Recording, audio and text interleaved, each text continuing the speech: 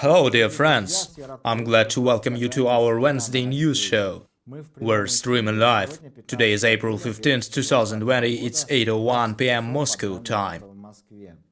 Let me begin with a short video that shows what madness multiplied by incompetence looks like. The footage coming up next was made in the Moscow underground earlier today.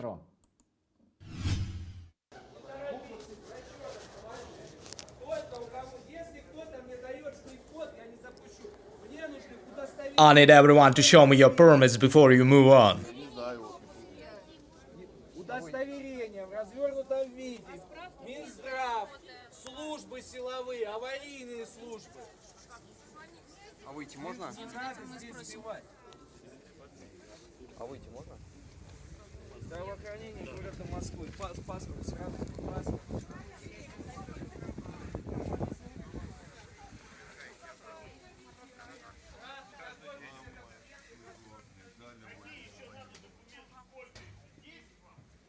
Please keep your distance. What for? That was filmed in Moscow today on April 15th, 2020. I guess there's nothing to comment on here. The latest measures taken by Moscow mayor shows that Mr. Sobyanin's totally out of his league. A large flow of criticism followed these measures, and he was criticized sharply by everyone despite his political leaning, which is very well known. Those commuting on the Moscow underground today were exposed to those infected at barbecue parties during the days off as declared by Vladimir Putin. Coming up next, the views of Dmitry Demushkin. Hello, my name is Dmitry Demushkin. Today we will discuss the ongoing events in Moscow after the so-called permit system was adopted there. I can't speak for the rest of the country's regions as the federal government has left everything to the mercy of the local governmental authorities. So all the local government heads are relying upon their own judgments, considering it's better to be safe than sorry. Moscow collapsed today, according to the official reports, after the permit system was adopted by a regime of notification. They received around 1 million applications for permits. It's impossible to even review all of those manually, not to mention checking the data for compliance issues. So, in case an application is submitted successfully to the already overloaded government website, they will simply reply and grant the permit without any verification. Thus, millions of people have received the permits. Today, the total control of entrances into Moscow has begun. This led to traffic jams miles long. But that is not the worst part. The worst part are the crowds in the underground. The station halls are stuffed with people. Police officers were checking permits on the phone in a leisurely manner.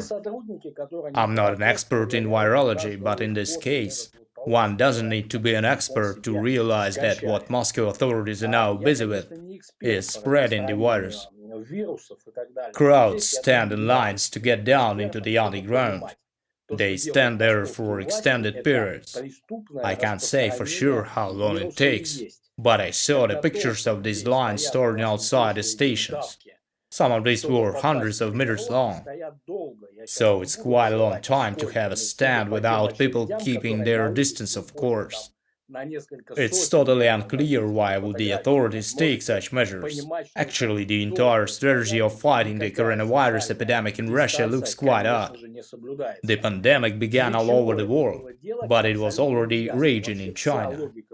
But for some reason, the far eastern region of Russia wasn't reporting any infection cases, even though it is located right next to China.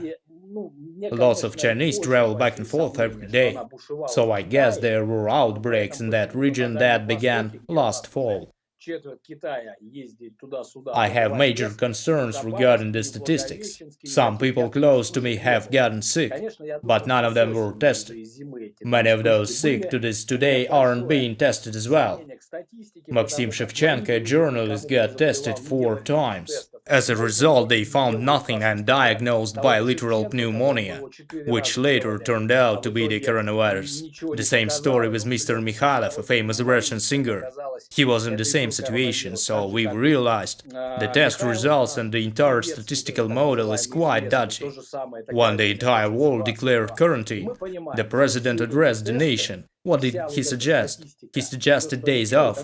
How about that? It was not an emergency state nor a quarantine. Way to go. But what did all the citizens do during that time? They sure traveled to their home regions, to their hometowns and villages. The majority of the population of Moscow originates from regions all over Russia. People from all over the country work in the capital. So those people have spread the virus all over Russia during those days off. Then they adopted a quarantine for an additional month. During that month, business have been terminated, due to the fact there was zero support provided to the population by businesses. As well as citizens in other cities, all Muscovites became vulnerable, as they possess no gardens and can't grow any food. So after losing their jobs, they still need to pay huge utility bills and loans to banks. They have no money to eat, so the authorities have offered an allowance. That's equal to $250. But to receive this, one needs to register on a website that is offline constantly or overloaded. Nothing can be done at that website since the very beginning of the quarantine. It's impossible to reach any phone number provided on the website. This is the type of support we receive in Russia. Moving on to a short remark by Alina Vitukhnovskaya. Good day. Here's what we have as of today. It's becoming obvious that the world's military intelligence services knew the coronavirus leaked from the Chinese military lab. They have known this since about November 2019. Yet we get used to living in a comfortable and predictable world. There wasn't any type of appropriate response. Nobody, including those in the military, thought the situation would get out of control. That raises the question of filing legal economic charges against China.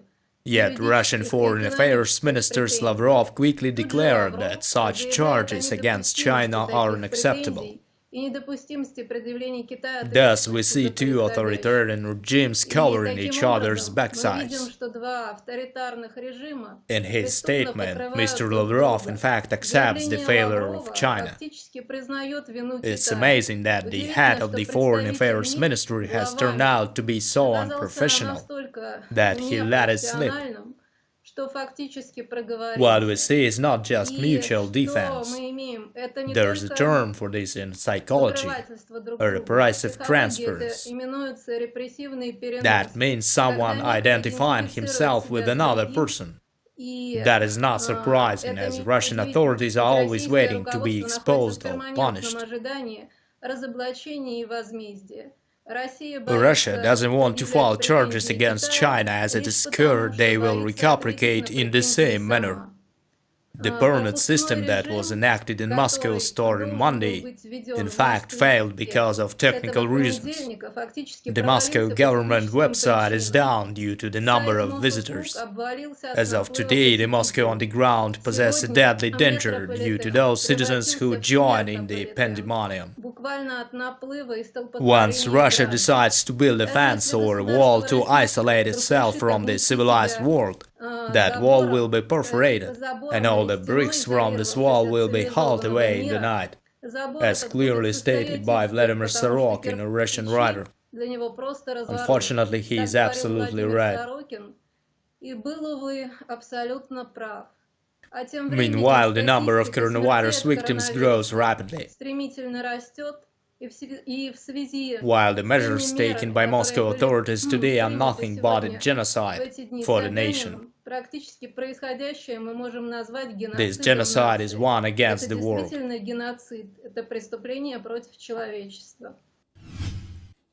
Take care of yourself, stay healthy, and take care of your friends and family. Take care of your hearts and souls. And be sure to watch Sotnik-TV.